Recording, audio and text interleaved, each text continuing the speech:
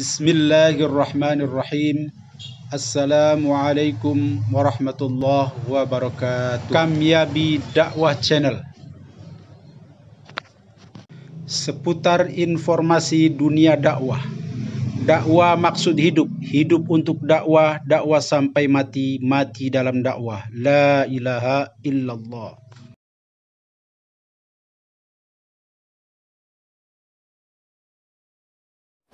Untuk apa hidup di dunia enak-enak, dikasih pangkat jenderal, tapi di alam barzah disiksa? Betul Pak?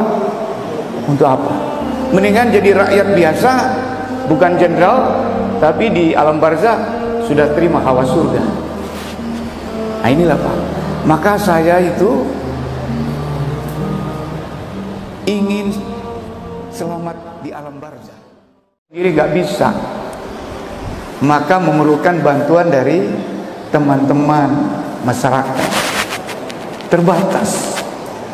Coba aja bawa mobil sendiri di tol macet, siapa yang membantu? Saya pernah alami ini. Biasanya saya disupirin. Suatu waktu saya sama istri sama adik saya bawa mobil, saya yang bawa. Tahu-tahu mogok di jalan, nggak ada yang bantu. Baru ingat, inilah manusia ini terbatas. Nunggu petugas tol datang tuh lama, 1 jam lebih kepanasan di jalan tol. Jadi hidup ini miskin, lemah, hina, terbatas. Lalu mau ngapain? Kita hidup di dunia ini yang singkat. 100 tahun yang lalu nggak ada, nanti nggak sampai 100 tahun juga sudah tidak ada. Kecuali 1-2 ya, itu pun kalau sudah di atas 100 tahun tuh mungkin sudah mau jalan juga susah. Udah nggak enak hidup itu, bisa kira. Lalu yang singkat ini mau ngapain kita di dunia? Apa kita bersenang-senang terus? Apa kita punya angan panjang, angan-angan ingin ini, ingin itu? Tidak mungkin lagi. Ya, seperti saya sudah 65. Nggak tahu umur kita nanti. Kalau seperti saya ini sudah saatnya harus mempersiapkan ya alam barzah. Ternyata kita akan transit di alam barzah. Semua akan mengalami itu, dan di alam barzah itu saya dengar ada azab kubur, ada siksa kubur. Untuk apa hidup di dunia enak-enak, dikasih pangkat jenderal, tapi di alam barzah disiksa? Betul Pak? Untuk apa? Mendingan jadi rakyat biasa, bukan jenderal, tapi di alam barzah sudah terima hawa surga. Nah inilah Pak. Maka saya itu ingin selamat di alam barzah. Ternyata nanti mati di alam barzah ini sumber masalah. Sekarang kalau ada masalah gampang, masih ada teman, masih ada kiai, para ulama, ya. Tapi di alam barzah begitu masalah, siapa yang nolong kita? Nah inilah saya diminta sekapur siri. Ya, mudah-mudahan manfaat 10 menit atau 15 menit mungkin ya. Bahwa hidup ini memang apa? Hidup ini ujian ternyata. Bukan main-main. Maka Allah berfirman dalam surat Al-Jariyah ayat 56, Bismillahirrahmanirrahim, wa ma khalaqtul jinna wal insa illa liya'budun. Dan tidak aku ciptakan jin dan manusia kecuali hanya untuk ibadah kepada aku. Ibadah Pak, ternyata ibadah. Lalu bagaimana kalau saya sebagai seorang masyarakat, sebagai seorang polisi, ibadahnya kepada Allah yang gimana? Laksanakan perintah Allah, jauhi larangan Allah. Perintahnya apa? Salat, ya, puasa, baca Al-Quran, semuanya amal-amal kebaikan. Larangannya apa? Ya, yang dilarang, yang haram-haram. Lalu sebagai polisi, ibadah kepada Allah bagaimana? Tugas polisi itulah ibadah kepada Allah. Wa ma khalaqtul jinna wal insa illa liya'budun. Bayangkan kalau seorang polisi faham, begitu dia bangun tidur, atau sebagai pedagang, dokter dan sebagainya, bangun tidur dia ingat Allah, dia bilang, ya Allah, aku bersyukur kepadamu, engkau telah membangunkan aku dari matiku sementara dalam tidurku. Maka aku niatkan, ya Allah, Kegiatanku hari ini sampai nanti aku mati akan kujadikan ibadahku kepadamu ya Allah. Tolong bimbing aku ya Allah. Kalau dia sudah niat, karena amal ini akan diterima oleh Allah tergantung niat. Maka jangan lupa niat. Niat penting. Insyaallah Pak ya. Alhamdulillah kita didudukan oleh Allah di rumah Allah yang indah ini, di Pare-Pare, di Masjid Raya Agung ya. Duduknya pun sunnah Nabi. Alhamdulillah ya. Kita lihat duduk rapat-rapat ini ketika malaikat Jibril diutus oleh Allah ya, datangin Rasulullah bersama para sahabat. Kemudian malaikat Jibril menyerupai seorang pemuda yang tampan, rambutnya hitam ya, wajahnya bersih, belum berdebu. Lalu duduk rapat-rapat, bahwa kakinya ini disentuh, tangannya bahkan di atas kakinya Nabi kita Muhammad SAW. Inilah sunnah. Maka duduknya rapat-rapat kita ini mengikuti malaikat Jibril dan Nabi kita Muhammad SAW. Yang ditanya, Nabi ditanya tentang iman, tentang Islam, tentang ihsan, semua dijawab oleh Nabi. Kecuali beberapa pertanyaan, yaitu tentang kiamat. Kata Nabi, sesungguhnya yang bertanya lebih tahu daripada yang ditanya. Nah, hidup yang singkat ini kita diuji dengan takdir kita sebagai seorang apa. Bayangkan ya, seorang polisi kalau dia tugasnya betul-betul karena Allah, dia bertugas melindungi masyarakat, menolong orang. Mulia Pak. Ya, ada yang kecurian, ada yang perkelahian, dia datang ke tempat kejadian. Ada yang perampokan, ada yang pembunuhan, dia datang ke tempat kejadian ya, dia tangkap itu pelaku-pelaku ya, dia selamatkan korban. Wah, ini tugas mulia.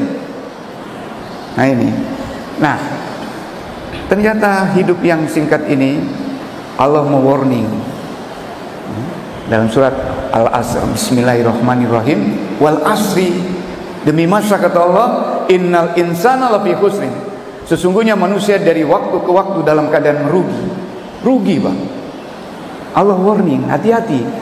Ternyata memang benar, kita ini rugi karena banyak lalai.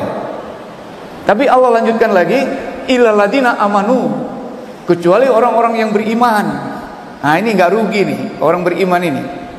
Iman ini penting Pak ya. Orang tua kita dulu menyekolahkan kita ke luar negeri ya, sampai jual tanah, jual apa saja, tabungan habis ya, disekolahkan ke luar negeri supaya pintar, pulang bisa jadi orang yang sukses.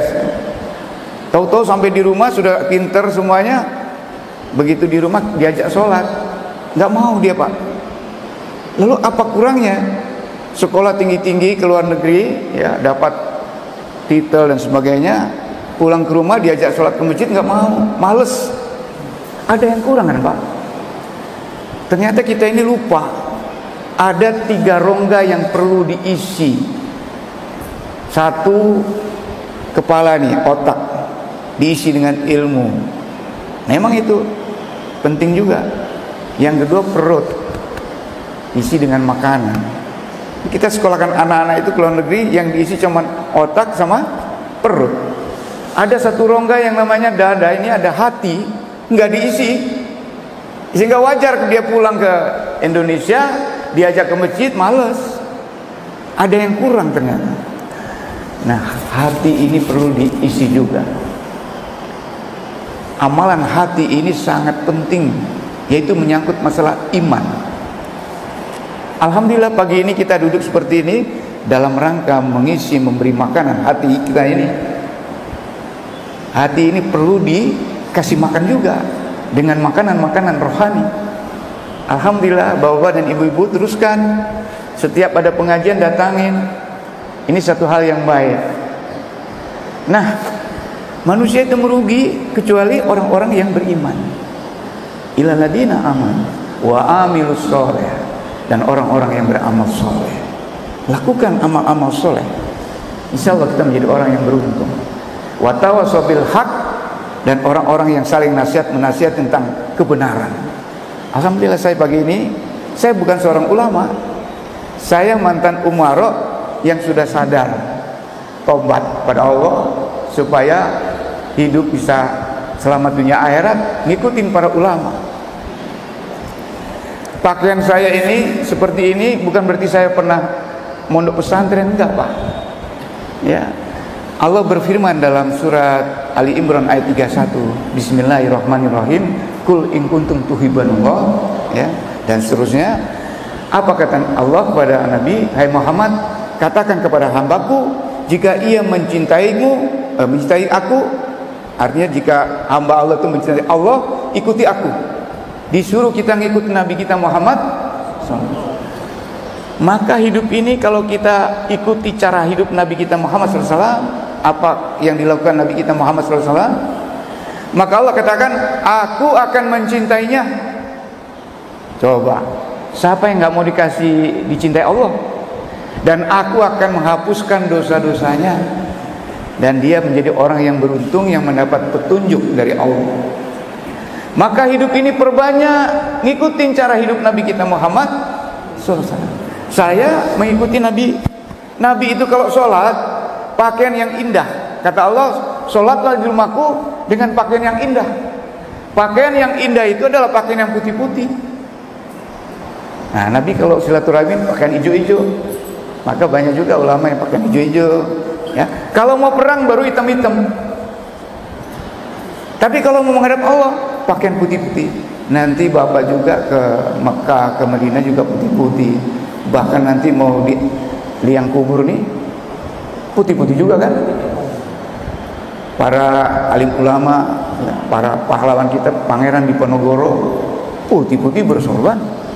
Ini ngikutin Nabi kita Muhammad SAW.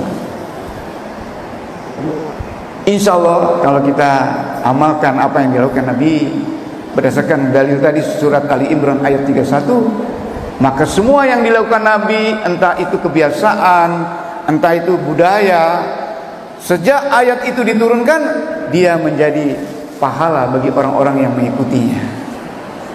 Apa saja yang dilakukan Nabi, kalau kita ngikutin, jadi pahala. Sampai saya hari ini tuh nggak pernah lepas dari itu, siwak. Siwak saya bawa terus, minyak wangi, kesenangan Nabi, ya. Bukan berarti riak, bukan. Ini memberi contoh supaya semua bisa begitu. Insyaallah ya. Ini dua ini saya tidak pernah lepas. Alhamdulillah Allah istiqomahkan. Nah, kenapa?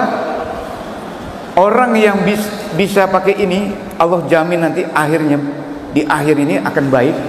Dia dijamin Allah bisa mengucapkan kalimat la ilaha illallah. Siapa yang tidak mau Pak? Masuk surga ini gratis. Datang ke masjid kan gratis Pak, nggak bayar. Masuk surga lagi. Tapi banyak orang tidak bisa. Mungkin mereka tetap mau masuk surga, cuman belum mampu. Jangan salahkan mereka, karena mereka belum diberi kekuatan oleh Allah. Kita ini yang bisa ini jangan sombong juga. Orang kita ini hina, miskin, nggak punya apa-apa. Duduknya kita di sini ini bisa karena Allah. Maka kita doakan orang-orang yang belum bisa ke masjid, nangis kepada Allah, ya Allah, tolong saudara-saudara saya, tetangga-tetangga saya, sahabat saya yang belum bisa ke masjid, tolong ya Allah, berikan mereka kekuatan seperti Engkau berikan ya Allah. Tapi memang Allah ini tergantung sangkaan hambanya. Kalau hambanya dikasih tahu yang baik, dia sungguh-sungguh mengikuti yang baik, dia datang kepada Allah berjalan kaki, Allah sambut dia dengan berlari. Kuncinya sungguh-sungguh istiqomah. Kalau dia sungguh-sungguh, ya Allah sebelum tidur besok saya akan bangun malam ini jam 1 sudah janjian sama Besan Pak Andi.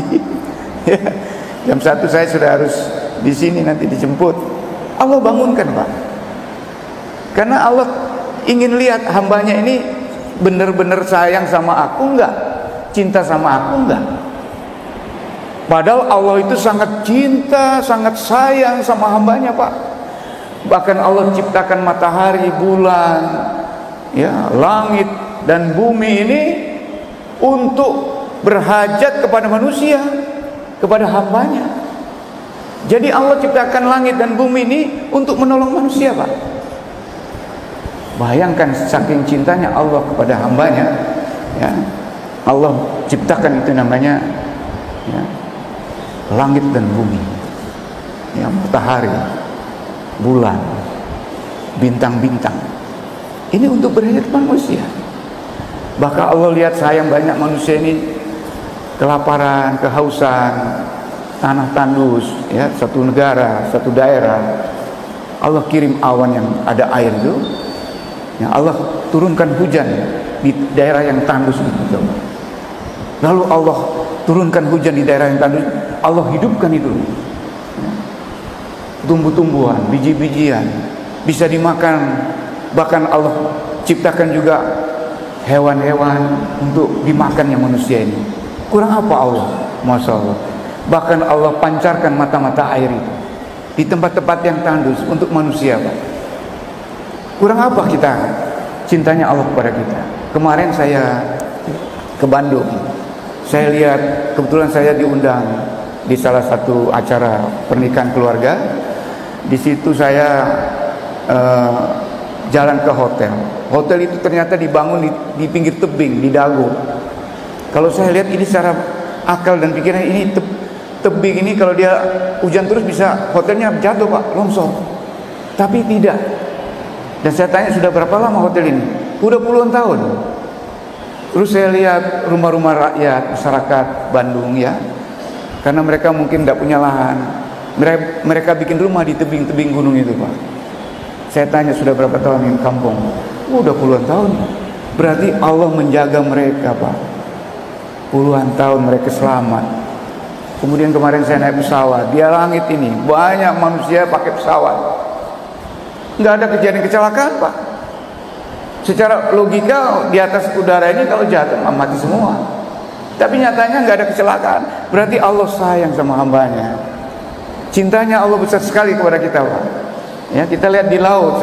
Saya lihat dari pesawat tuh ada di laut banyak kapal-kapal yang bawa penumpang-penumpang yang syarat. Bahkan ceritanya Allah ceritakan dalam Al-Quran, Nabi Nuh buat kapal, ya, membawa pasangan-pasangan binatang-binatang banyak sekali yang kalau dilihat kapal itu syarat dengan muatan. 40 hari 40 malam, ya, banjir keras, Pak. Mungkin ya ombaknya bisa 10 meter.